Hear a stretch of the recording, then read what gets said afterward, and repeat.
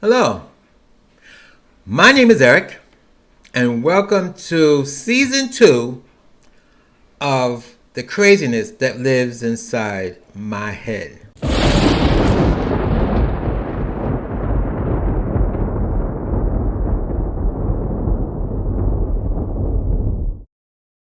This is the first show of my second year of doing this, and I'm going on a rant today. A real rant. And the rant is S&M and BDSM, right? Sadomasochism and bondage and slave masters and all that. Why I'm going through that? Why I'm ranting about that? Because a couple of guys asked me, was I into that? They call it role playing. I guess all that is role playing. Like you got daddy and son and all this. Okay. And at my age, I still hasn't figured it out. I don't understand it. I'm going to be honest with you. And I did a show about 10 years ago. She was a sexologist. I did her show. We interviewed people for S&M and BDSM stuff. And they came out with a lot of ideas, not ideas, but we interviewed people who was into that. And back then, I mean, I understood it. It's just not for me. One guy said to me, do I like to be spanked? I said, you put your hand on me, I'm going to kick your ass. I don't like to be hit. Never did. I was spanked as a child, didn't like it, and don't think I got older, I'm going to still like it. I don't like it. But there's people who do. And then I try to understand what about it that make you like it. Okay? And I still don't understand it. It's the same thing as bondage.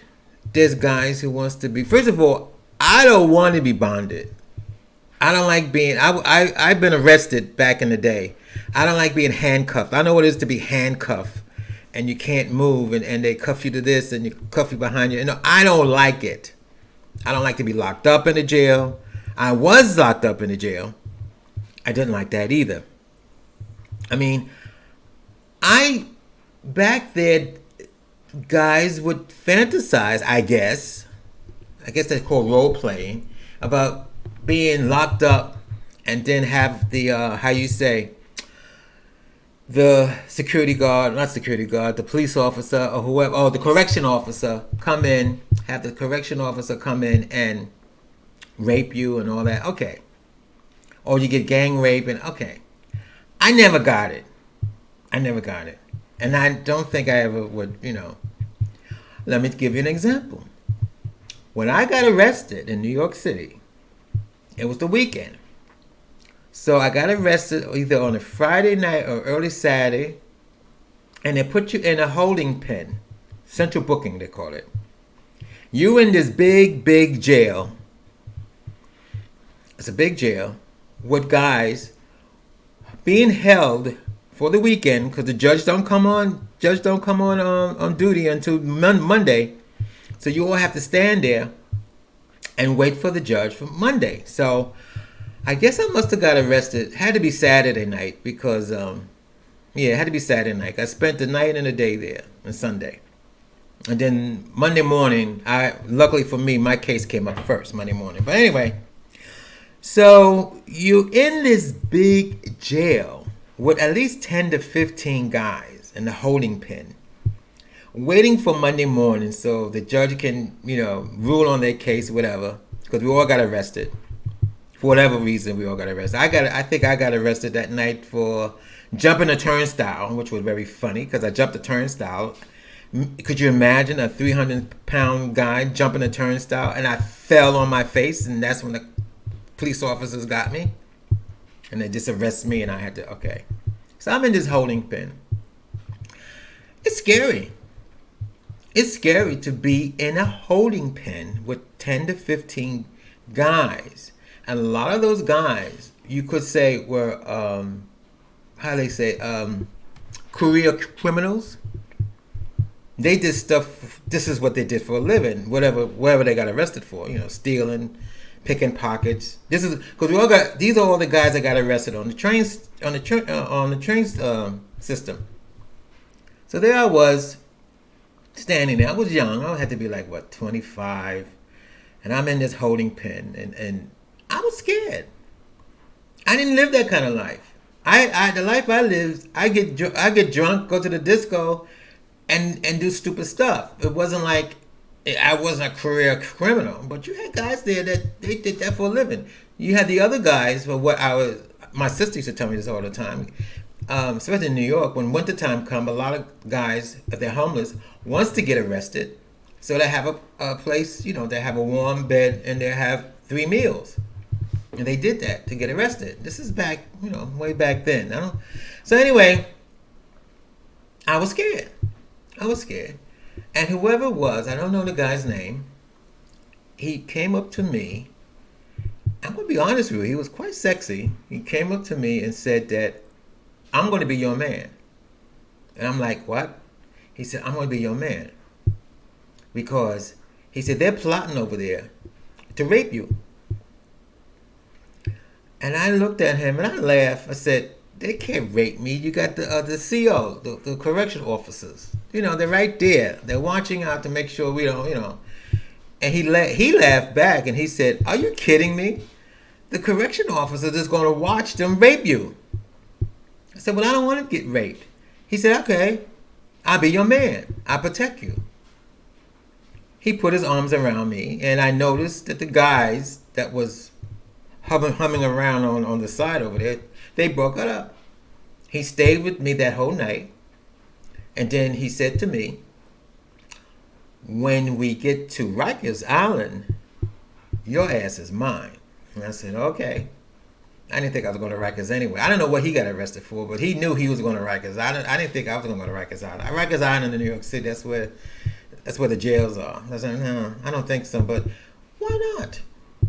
So anyway, my other experience in that same incident, when mind you, there's no seats there. Oh, the other thing is there's no seats, right?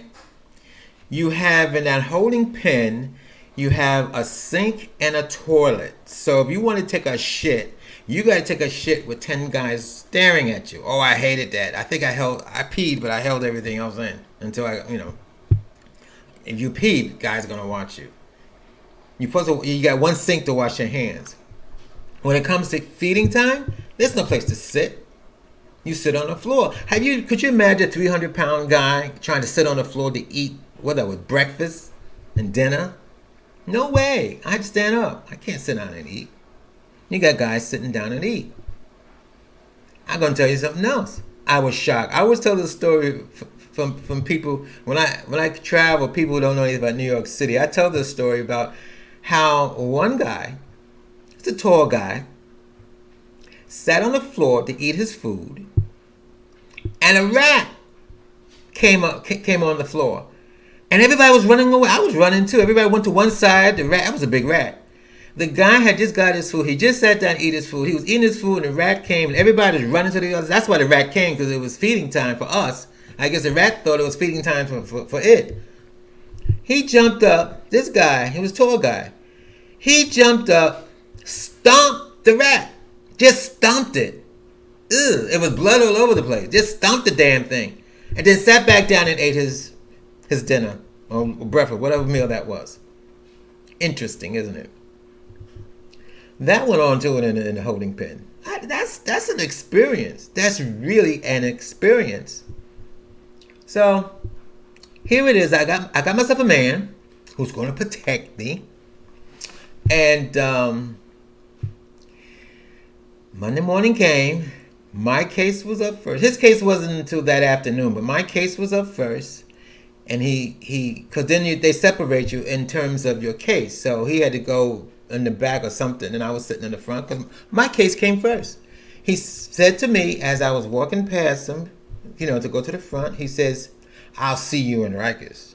And don't you give that booty up to nobody but me. I'm your man. Oh, I say, okay, that's nice. I went to the I went to the judge, and the judge, he says, "You jumped a turnstile." The look he gave me is the look I would give. I mean, I would give the same look to some fat 300-pound guy trying to jump a turnstile. You jumped a turnstile. That's all he said, and fined me $25 and sent me home. And I turned around to the guy who was supposed to be my man, and I stuck my tongue at him. Now, after telling that story, as years went on, you know how you watch porn and you read stuff, when you read pornography, they always have incidents where guys go to jail and they get raped by cops. And when I see that kind of porn, I'm like, really? You really think that's exciting? I said, but when it really is in your face in reality, you're not gonna want to get raped. But then again, I don't know. I don't know. I mean, people are people. I mean, you probably do have guys who probably don't want to get raped by 10 guys in a cell continuously for 2 days. I don't know. It's not it's not my cup of tea, because I don't find that, and I don't find any violent sex act sexy or get me horny. I grew up in a very I grew up in a violent household, so anything violent, as I'm concerned, is a turnoff. I mean, and I don't know. I try to psychoanalyze some of these guys who actually like that, and I'm thinking sometimes I do know some guys who like that, and the ones that I do know like that, they grew up in a very middle class, not strict, but a middle class household. We had a mommy and a daddy and brothers and sisters, and mommy worked, daddy worked, and came home and cooked dinner and sent them on to school and sent them to college. And that was their life as children. And now they're into this S&M and all this other stuff. And I'm saying, well, would you really be into that if you really experienced the real thing? And that's for me. That's for me. And I think a lot of it is just fantasy. And it's the kind of fantasy that just doesn't do it for me. So, this is my first rant of the new season. My second year. It's my second year doing this. And this is going to be my first show. I decided to do it and make it my first show. So, that's all I have to say. I mean, the other stuff, but like I said, I'm not into bondage. Oh, God. I don't want to be held by chains, the chains, from the war, and I just don't like that kind of stuff. I mean, it's not my cup of tea. That's all I have to say. And not that I'm upset because guys ask me that. I mean, that's fine. I mean, maybe I am upset because when I say no, what's that saying the kids got today? They become ghosts. Because I had one, I said no, and then 2 months later, asked me the same question? I mean, was I going to change my mind? I mean, maybe I would. It was my cup of tea, but it wasn't. But, I'm just saying. I would say this. I wrote a book. I'm always pushing my book. And the name of this one is, because I had it and made it into an auto book. And while we're on the subject, and it was one of the characters in the book was seeing a psychiatrist and was talking about being sexually abused as a child, and it was very interesting. I mean, for me, I just wrote it, it's part of the character. That's his character, but when it came to audition narrators, one narrator I really like had a great voice. Because he said he did my first book. He loved it. He said, I want to do the second one. So I let him know the second book is out. It's on Amazon. It's called Nemesis Horizon Project. Reptilian Laws. Stefan Reptilian. The Stefan character. And Stefan is basically, manic depressant. Always in the therapist's office. Always talking about why he's depressed and he's not into, Well, he was sexually abused as a child. So he tells a story to the psychiatrist. So the guy who was going to do the book had to cancel the contract because he said it was a subject matter that he just couldn't do, which is fine, no problem. It's fine. And when they did that, I'm like, here we go again. And what I said before, these people who finds all that. I mean, I'm going to be honest with you. This some years ago, I did get contacted, on the Dateline for a guy who got sexually abused by his father and his brother. And he wants to do the role playing. I was older.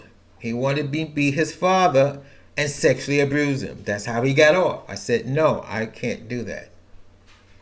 And it's very interesting. Human beings are very interesting. There are some people, if they got sexually abused as a child, it's just the opposite. They don't want to talk about it. The character I made didn't want to talk about it. That's why the psychiatrist made him talk about it. Because he didn't want to talk about it. But the thing is, this guy, he loved it. I guess he said he did. He was sexually abused by his father and his brother as a child. And that's what he's into. He's into older men. And he gets off when they sexually abuse him. Wow. Here we go again. Wow.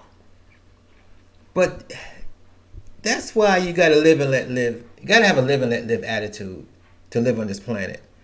Because even though you think something is wrong or there's something that's not really right for you, it's going to be right for somebody else. And you may think, you might not think of them with good judgment. You might, I don't know what to say. You might be maybe prejudiced against somebody who thinks that way, But that's you could be in the same situation. You and somebody could be in the same situation, but come out differently with the results. And the results, like sexually abused, most people that I know didn't want to be sexually abused, don't like to talk about it, and don't want to see it, and don't want to. But this guy was just the opposite. He was sexually abused, and that's how he got off. Interesting. Well, I'm going to end this rant, and I just want to say, what's his name? Sly say, everyday people, everybody wants to be a star, and everybody how they say, your garbage may be somebody else's gold. I'm saying it wrong, but you older guys, you know what I'm talking about. Anyway, this is Eric, and thank you for listening to this rant, the craziness that's inside my head. Nemesis Horizon Project, Reptilian Logs, Stefan Reptilian. This novel depicts a futuristic society in the year 2040, containing a variety of complex characters of humans, reptilians, and hybrid breeds. In this fictional world building spanning across countries, the manuscript effectively integrates a sense of impending doom within the dystopia. Filled with imagination and creativity of what is beyond reach, this book sets out to achieve the daunting task of envisioning humanity and interspecies relationships through a new light. Covering topics of queerness, fatherhood, parenting, and sci-fi fantasy, it plunges into the depths of multifaceted aspects. As a whole, the book develops crucial topics for thought and contemplation, ranging from sexuality to human suffering and power.